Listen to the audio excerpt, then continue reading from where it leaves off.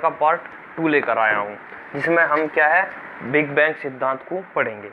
तो दोस्तों पहली वीडियो में हमने क्या है ब्रह्मांड के बारे में जानना था, वैज्ञानिकों की क्या क्या राय थी, उसमें किस वैज्ञानिक ने क्या कहा था। आज हम क्या है ब्रह्मांड का पार्ट 2 पढ़ते हैं, बिग बैंग सिद्धांत। तो दोस्तों अगर आप हमारे चैनल पर नए हो तो प्लीज़ हमारे चैनल को सब्सक्राइब, लाइक, शेयर कर दो, ताकि और नीचे जो बेल आइकन है उसे भी प्रेस कर देना, ताकि आने वाले नोटिफिकेशन आपको मिलते रहे। तो दोस्तों चलिए हम चलते हैं बिग बैंग सिद्धांत की ओर। तो बिग बैंग है क्या? तो दोस्तों इस सिद्धांत में बताया गया है कि जो ब्रह्मांड का निर्माण है वो महाविस्फोट सिद्धांत से हुआ है। महाविस्फोट सिद्धांत से कैसा हुआ है? ये एक क्या है पिंड है, एक पिंड था जो क्या है अग्नि पिंड था। उस अग्नि पिंड में क्या हुआ, विस्फोट हुआ। उस विस्फोट के कारण क्या हुआ, यहाँ से कुछ पदार्थ निकला, डार्क मैटर। क्या निकला हमारा? Dark matter. उस डार्क मैटर से क्या हुआ, ये काला पदार्थ था, उस डार्क मैटर से धीरे धीरे क्या है ये एक जगह इकट्ठा होना शुरू हुआ। जब ये एक जगह इकट्ठा होना शुरू हुआ तो उसके बराबर में भी कुछ पदार्थ जमना शुरू हुआ। उस पदार्थ में विस्फोट होने शुरू हुए, उससे आकाशगंगाएं वगैरह बनी। तो ये क्या है इस तरीके से इसमें विस्फोट होते गए और क्या है ब्रह्मांड के अंदर आकाशगंगा, तारे, सूर्य, मतलब ये चीज़ क्या है बननी शुरू हो गई। अब क्वेश्चन ये आता है कि ये जो अग्नि पिंड है ये पिंड कहाँ से आया, कैसे ये पिंड आया?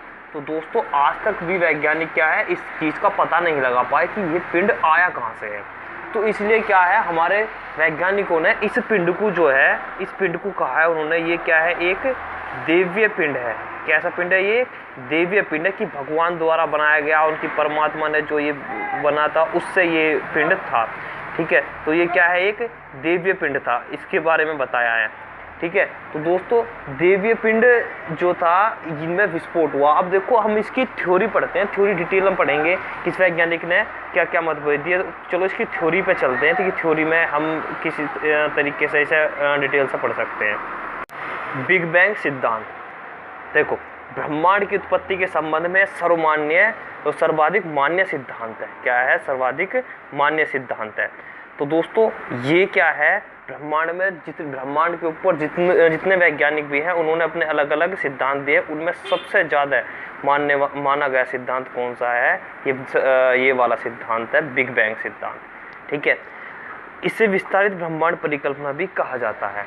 क्या कहा जाता है इसे? विस्तारित ब्रह्मांड परिकल्पना। तो ये क्या है, इसको हम इस एक नाम से और जानते हैं जिसका नाम है विस्तारित ब्रह्मांड परिकल्पना। अगर बेल्जियम के खगोल शास्त्री पादरी जॉर्ज लेमेंतेयर ने 1894-96 में इस सिद्धांत का प्रतिपादन किया था। तो इस सिद्धांत को सबसे पहले किसने खोजा था? जॉर्ज लेमेंतेयर ने वो पता लगाया था इस सिद्धांत के बारे में। किसने? जॉर्ज लेमेंतेयर ने। कब लगाया था? 1894 या 96 में, 94-96 के बीच में। तो कहाँ के थे वे थे बेल्जियम के। कहाँ के वे थे? बेल्जियम के। अब जो था इस सिद्धांत की जो आगे व्याख्या करी थी वो किसने की थी? रॉबर्ट वैगनर ने। किसने करी थी? ये रॉबर्ट वैगनर ने सिद्धांत की विस्तृत व्याख्या की थी। मतलब इस सिद्धांत को और आगे इसकी खोज की और इसके बारे में और ज़्यादा जानकारी दी। किसने? रॉबर्ट वैगनर ने 1967 में। जॉर्ज लेमेंतेयर ने क्या कहा था इसके बारे में कि ब्रह्मांड लगभग 15 अरब वर्ष पूर्व एक विशालकाय अग्निपिंड था जिसका निर्माण भारी पदार्थों से हुआ था। ठीक है, जिसका निर्माण क्या है? भारी पदार्थों से हुआ था। तो ये क्या था? ब्रह्मांड लगभग 15 अरब वर्ष पूर्व एक विशालकाय अग्निपिंड था। एक अग्निपिंड में क्या था? एक कन्वर्ट था। इसका निर्माण भारी पदार्थों से हुआ था। उसमें क्या थे? भारी पदार्थ मिले हुए थे, उससे क्या है इसका निर्माण हुआ था। इसमें अचानक ब्रह्मांडीय विस्फोट या बिग बैंग के कारण पदार्थों का बिखराव हुआ।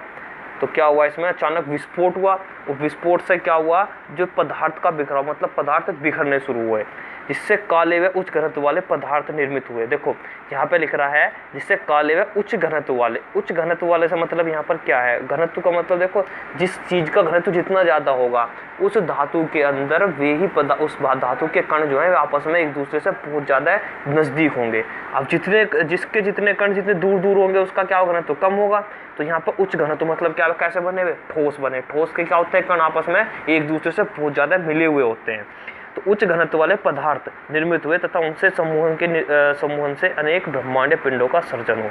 जब वे आपस में मिलने लगे, एक अलग अलग पिंड आपस में एक साथ उनका समूह बन गया, तो उससे क्या हुए, ब्रह्मांडीय पिंड बने। ब्रह्मांडीय क्या बने, ब्रह्मांडीय पिंड बने। इनके चारों ओर सामान्य पदार्थों का जमा हुआ, इनके चारों ओर सामान्य पदार्थों का जमा हुआ, जिससे उसके आकार में वृद्धि हुई। क्या हुआ, उसके आकार में वृद्धि हुई, मतलब बड़े होने शुरू हुए और इस प्रकार आकाशगंगाओं का निर्माण हुआ। फिर क्या बननी शुरू हुई, हमारी आकाशगंगाएं बननी शुरू हुई। देखो आकाशगंगा को हम डिटेल में पढ़ेंगे, यहाँ तो इसे ऐसे बता दिया, आकाशगंगा को डिटेल में पढ़ेंगे, कौन सी आकाशगंगा कैसे बनती है, हमारी आकाशगंगा का आकार कैसा है, आकाशगंगा कितने प्रकार की होती है, वो हम डिटेल से अगले वीडियो जो आगे की वीडियो उसमें पढ़ेंगे। इनमें पुनः अनेक विस्फोट हुए, जिससे उत्पन्न पदार्थों का समूहन होने से असंख्य पिंडों का निर्माण हुआ, यही पिंड तारे कहलाए। इसमें क्या हुआ, पिंड उसमें भी क्या होने शुरू हो गए, जो अलग अलग पिंड बने तो उनमें विस्फोट होने शुरू हो गए। उन विस्फोट के कारण क्या हुआ, इसमें पिंडों से तारे बनने शुरू हो गए। ठीक है, अब ये तारे बन गए। उसके बाद जो था इसी प्रक्रिया के सतत पुनरावृत्ति से कालांतर में ग्रह व उपग्रह का निर्माण हुआ। यही प्रक्रिया चलती रही, उससे ही क्या बने, ग्रह भी बन गए, उससे उपग्रह भी बन गए। इस प्रकार बिग बैंग परिघटना से ब्रह्मांड की उत्पत्ति हुई तथा तभी से ब्रह्मांड के निरंतर विस्तार जारी है। तो दोस्तों यहाँ पर इसने क्या कहा, यही क्रिया चलती रही जिसके कारण ग्रह उपग्रह बने, इनका निर्माण हुआ, इस पर बिग बैंग परिघटना से ब्रह्मांड की उत्पत्ति हुई। ये ब्रह्मांड निरंतर विस्तार जारी है। तो यहाँ क्या हुआ, ये परिघटना निरंतर चलती रही और धीरे धीरे क्या है, ग्रह उपग्रह तारे उल्कापिंड ये बनने शुरू हो गए और क्या है, ब्रह्मांड का विस्तार जो है आज भी ये जारी है। मतलब ब्रह्मांड आज भी फैल रहा है, निरंतर आज भी फैल रहा है। तो दोस्तों ये चीज़ देखने के लिए ब्रह्मांड में वैज्ञानिकों ने क्या करा, वैज्ञानिकों ने एक प्रयोग करा। उस प्रयोग में क्या है, इन्होंने ये जानने की कोशिश करी कि 15 अरब वर्ष पहले हमारे जो ब्रह्मांड में हुआ क्या था, किस कारण पिंड ये फटा था, किस कारण हुआ था, उसके लिए उन्होंने एक प्रयोग करा। तो उस प्रयोग को भी हम पढ़ते हैं। तो वो प्रयोग था लॉर्ड्स हैड्रॉन कोलाइडर तथा बिग बैंग। ठीक है, ये इन्होंने प्रयोग करा था। अब ब्रह्मांड के रहस्य को जानने के लिए European centre for nuclear research सर्न, देखो ये सर्न क्या है, जैसे इंडिया में इसरो है, अमेरिका का नासा है, इसी तरीके से यूरोप का एक रिसर्च सेंटर है जिसे क्या कहता है, सर्न कहा जाता है। इसका मतलब क्या है, European centre for nuclear research. 30 मार्च 2010 को जेनेवा में पृथ्वी की सतह से 100 फीट नीचे 27 किलोमीटर लंबी सुरंग में लॉर्ड्स हैड्रॉन कोलाइडर LHC नामक ऐतिहासिक महाप्रयोग प्रारंभ किया गया। इसमें क्या करा था इन्होंने क्या करा था, एक 100 फीट नीचे 27 किलोमीटर लंबी सुरंग बनाई। उस सुरंग में क्या करा था, उस सुरंग के अंदर इसमें क्या थे, इस प्रयोग में 1000 से भी अधिक वैज्ञानिक शामिल थे। इसमें प्रोटॉन बीमों को लगभग प्रकाश की गति से आपस में टकराया गया। प्रकाश की गति से प्रोटॉन बीम थे, उन्हें छोड़ दिया गया। उनकी स्पीड कितनी थी, जितनी प्रकाश की गति होती है, लगभग इतनी इनकी गति थी। तथा हिग्स बोसान का निर्माण का प्रयास किया गया। हिग्स बोसान बनाने का प्रयास किया गया। इस महाप्रयोग के माध्यम से ब्रह्मांड की उत्पत्ति संबंधित उन अनसुलझी अवधारणा को परखने का प्रयत्न किया गया जिन्हें अब डार्क मैटर या डार्क एनर्जी, मोर डायमेंशन व गॉड पार्टिकल के नाम से भी जाना जाता रहा है। ठीक है, तो यहाँ पर क्या है, इन जो अनसुलझी थी उन्हें भी, अनसुलझी अवधारणा थी, उन्हें बताने के लिए क्या है, इसका इस प्रयोग को किया गया था। इस महाप्रयोग के माध्यम से वैज्ञानिक 15 अरब वर्ष पूर्व पहले हुई ब्रह्मांड घटना की प्रयोगशाला में दोहराना चाहते हैं, जिसे खगोलिकी में बिग बैंग के नाम से जाना जाता है। तो प्रयोगशाला में इसको दोहराना चाहते हैं कि कैसे कैसे इसका निर्माण हुआ, कैसे बिग बैंग हुआ, कैसे विस्फोट हुआ। तो इसके लिए क्या है, ये महाप्रयोग किया गया है। हिग्स बोसान को गॉड पार्टिकल के नाम नोबेल पुरस्कार विजेता लियोन लैडरमैन ने दिया था। किसने दिया था इसे, लियोन लैडरमैन ने क्या है इसका नाम दिया था, क्या, हिग्स बोसान गॉड पार्टिकल नाम दिया था इसे। ठीक है, ऐसी अवधारणा है कि गॉड पार्टिकल के नाम से जाने जाने वाले कण हिग्स बोसान में ही ब्रह्मांड के रहस्य छुपे हैं, क्योंकि इसे पदार्थ के निर्माण का सबसे आधारभूत इकाई माना जाता है।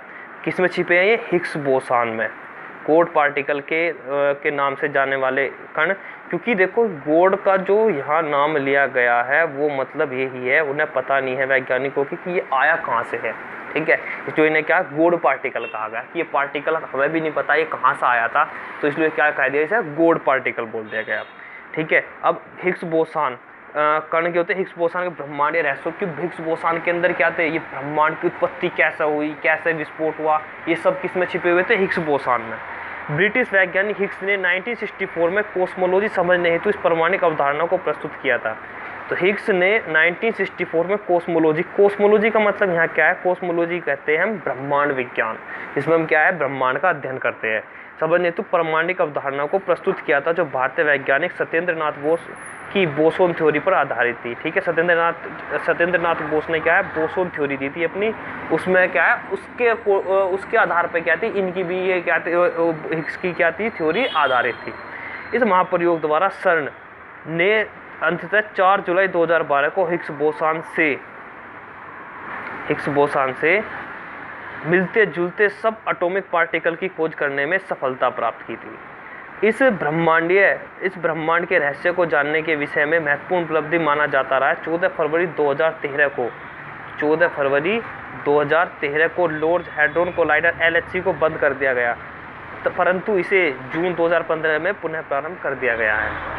तो ये क्या था, 2013 में इसे बंद कर दिया गया था, ठीक है, लेकिन क्या है, 2015 में इसे पुनः चालू कर दिया गया। तो यहाँ पर क्या है, हमने क्या है, क्या पढ़ा हमने यहाँ पे, बिग बैंग, और साथ में उसके जो प्रयोग किया गया था उसे जानने के लिए उसके बारे में पढ़ा है। तो नेक्स्ट वीडियो में हम पढ़ेंगे आकाशगंगा के बारे में, आकाशगंगा कितने प्रकार की होती है, कौन सी आकाशगंगा कैसी है, हमारी आकाशगंगा कैसी है, हमारे आकाशगंगा के पास में हमारे आकाशगंगा के सबसे नज़दीक आकाशगंगा कौन सी है। तो दोस्तों क्वेश्चन का आंसर एक कमेंट बॉक्स में आपको देना है कि हमारी आकाशगंगा जो है उस आकाशगंगा मिल्की वे जो है उस आकाशगंगा के किनारे के सबसे नज़दीक बसी आकाशगंगा कौन सी है, मतलब हमारी जो आकाशगंगा है मिल्की वे, उस आकाशगंगा के नज़दीक सबसे नज़दीक आकाशगंगा कौन सी है। तो कमेंट बॉक्स में उसका आंसर आपको ज़रूर देना है।